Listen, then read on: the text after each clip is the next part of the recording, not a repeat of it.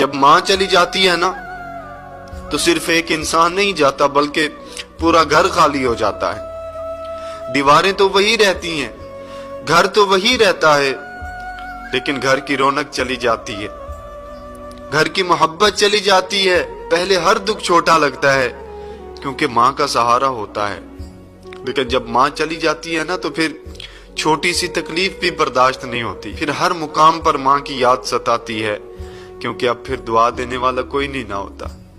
جب گھر سے باہر نکلو تو ماں کی یہ صدا ہوتی ہے، اللہ میرے پتر کی خیر کرے، اللہ میرے بیٹے کی خیر کرے، اللہ میرے سونے کی خیر کرے۔ جب ماں چلی جاتی ہے تو کون ایسی محبت سے دعا دیتا ہے بھلا؟ وہ صرف ماں ہی ہو سکتی ہے جو اپنے بیٹے کے کھانے کا بھی خیال رکھتی ہے، اس کے دکھ سکھ کا بھی خیال رکھتی ہے، اس کی ضرورت کا بھی خیال رکھتی ہے۔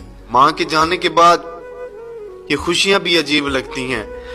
انسان مسکرا تو رہا ہوتا ہے لیکن اندر سے طوفان اٹھ رہے ہوتے ہیں۔ لوگ کہتے ہیں وقت کے ساتھ غم ختم ہو جاتا ہے، لیکن میں کہتا ہوں ماں کے جانے کا جو دکھ ہے نا وہ قبر تک ساتھ جاتا ہے۔ بڑے خوش نصیب ہیں وہ لوگ کہ جن کے سروں پر ماں کا سایہ ہے، احساس کرنے والی ماں ہے، پوچھنے والی ماں ہے، بیٹا کھانا کھایا کہ نہیں، بیٹا طبیعت کیسی ہے، بیٹا کوئی پریشانی ہو تو بتانا۔ یار ماں ہے تو قدر کر لو، جاؤ ان کے پاس، ان کے ہاتھوں کو چوم کے، ان کے پاؤں کو چوم کے ان سے باتیں کریں۔ یقین کریں یہی وقت ہے، پھر جب ماں چلی جاتی ہے نا تو پھر ان کی یادوں سے ہی باتیں ہو سکتی ہیں۔